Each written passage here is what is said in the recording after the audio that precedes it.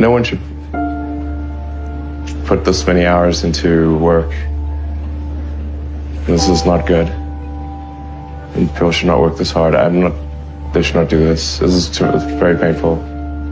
Painful in what sense? It hurts my brain and my heart.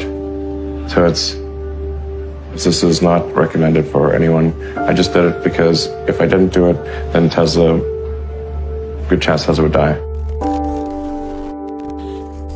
When my brother and I were starting our first company, instead of getting an apartment, we just rented a small office and we slept on the couch.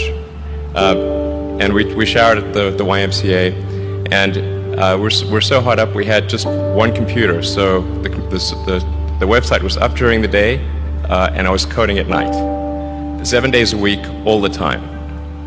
And I sort of briefly had a girlfriend in that period, and in order to be with me, she had to sleep in the office. So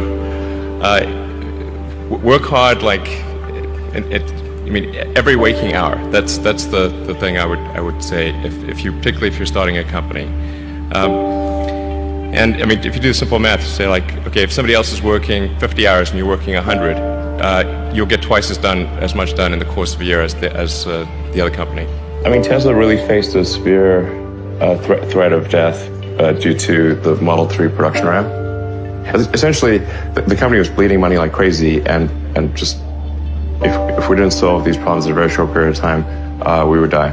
And it was extremely difficult to solve them. How close to death did you come? Within single-digit weeks. 22 hours a day, or how many I hours? was working, so 7 days a week, sleeping in the factory.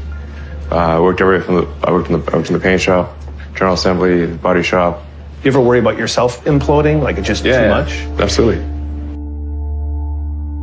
If you're creating a company or if you're joining a company, the most important thing is to attract great people. So either join a group that's amazing, that you really respect, or if you're building a company, you've got to gather great people. I mean, all a company is a group of people that have gathered together to create a product or service. And so depending upon how talented and hardworking that group is, and the degree to which they are focused cohesively in a good direction, that will determine the success of the company.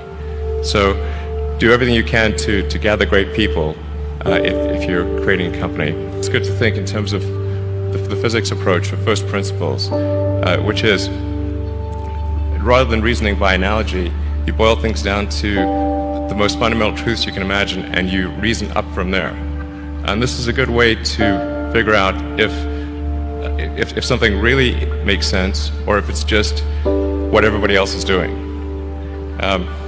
It's hard to think that way. You can't think that way about everything. It takes a lot of effort. But if you're trying to do something new, it's the best way to think. And that framework was developed by physicists to figure out counterintuitive things like quantum mechanics. So it's really a powerful method. Then it's just you have to apply a lot of hours to actually working. So the way I generally do it is I'll be working at SpaceX on Monday, and then Monday night fly to the Bay Area, spend Tuesday and Wednesday in the Bay Area, then at Tesla, and then fly back on Wednesday night, spend Thursday and Friday at SpaceX.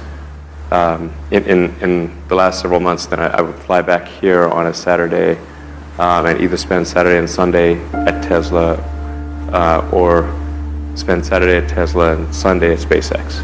Just showing up is half the battle. Just, you got to try hard to do it, and don't be afraid of failure. You also need to be rooted in reality. So you shouldn't, it's easy to get high in your own supply. You've got to not be afraid to innovate, but also don't delude yourself into thinking something's working when it's not. Or you're going to get fixated on a bad solution. Don't be afraid of new arenas. You can get a book, you can learn something, and experiment with your hands, and just make it happen. Find a way or make a way to get something done. But I think people can choose to be not ordinary. They can choose to not necessarily conform to the conventions that were taught to them by their parents. So yes, I think it's possible for ordinary people to choose to be extraordinary.